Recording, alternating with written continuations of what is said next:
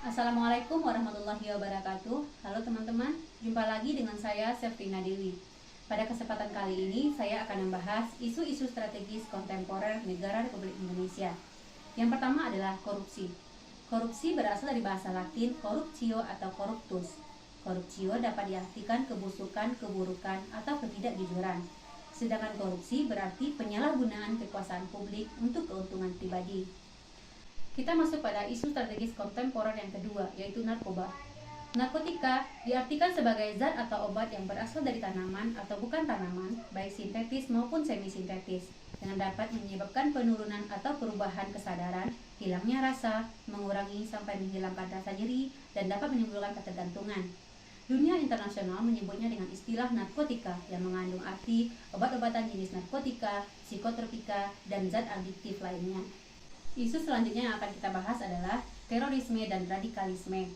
Terorisme merupakan perbuatan yang menggunakan kekerasan atau ancaman kekerasan yang menimbulkan suasana teror atau rasa takut secara meluas yang dapat menimbulkan korban yang bersifat massal dan dapat menimbulkan kerusakan atau kehancuran terhadap objek vital yang strategis, lingkungan hidup, fasilitas publik, atau fasilitas internasional dengan motif ideologi, politik, atau gangguan keamanan.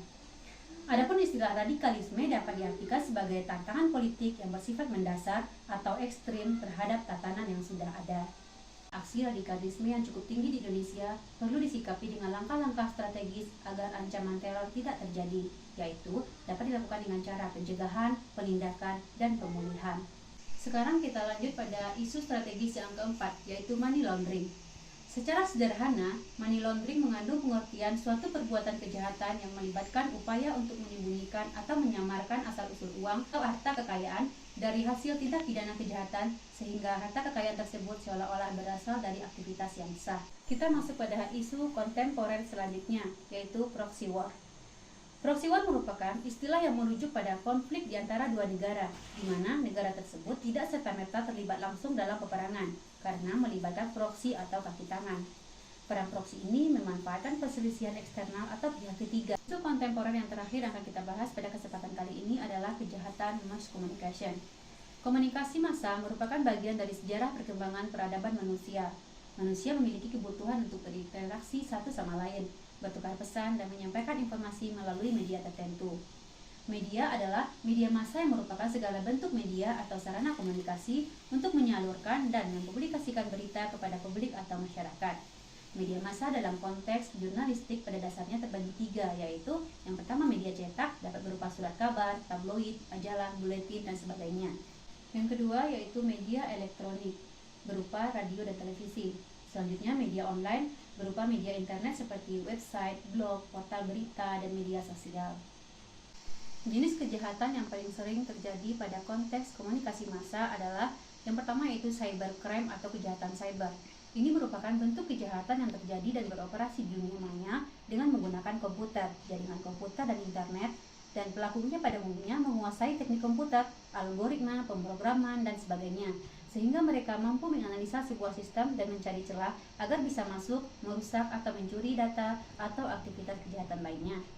Yang kedua yaitu hate speech atau ujaran kebencian.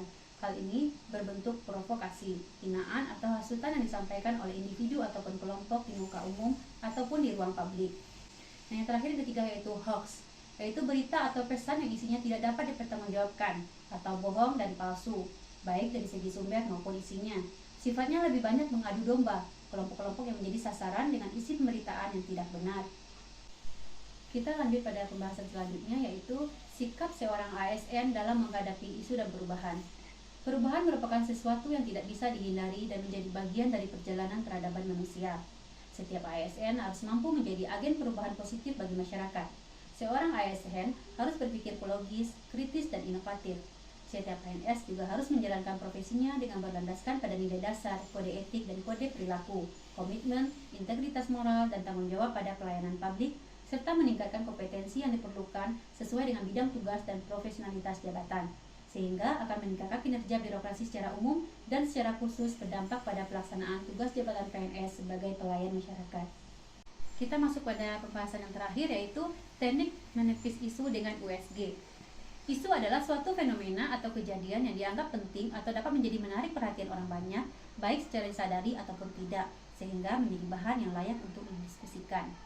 Isu secara umum terbagi 3, yaitu yang pertama itu isu saat ini atau current issue, yang kedua isu berkembang atau emerging issue, dan yang ketiga isu potensial.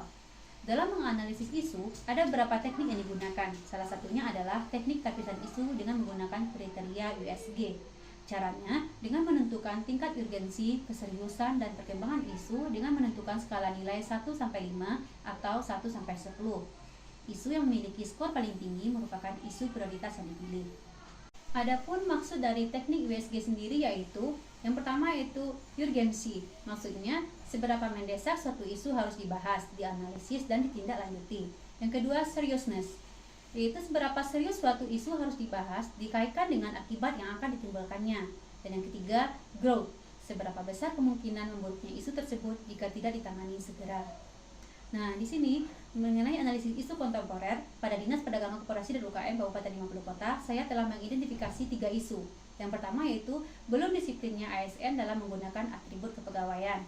Yang kedua, masih banyaknya koperasi yang belum memiliki persus dalam menjalankan usahanya. Sedangkan yang ketiga, belum seragamnya format penulisan buku laporan rapat anggota tahunan koperasi. Dan dari nilai identifikasi saya, di sini saya mendapatkan nilai prioritas isu yang paling tinggi yaitu terdapat pada yang nomor pertama, yaitu belum disiplinnya ASN dalam menggunakan atribut kepegawaian. Dan prioritas kedua yaitu masih banyaknya koperasi yang belum memiliki kursus dalam menjalankan usahanya. Dan yang prioritas ketiga yaitu belum seragamnya format penulisan buku laporan RAT koperasi. Baiklah teman-teman, demikianlah pemaparan yang dapat saya sampaikan pada kesempatan kali ini. Semoga materi ini dapat bermanfaat bagi kita semua. Dan saya ucapkan terima kasih atas perhatiannya. Assalamualaikum warahmatullahi wabarakatuh.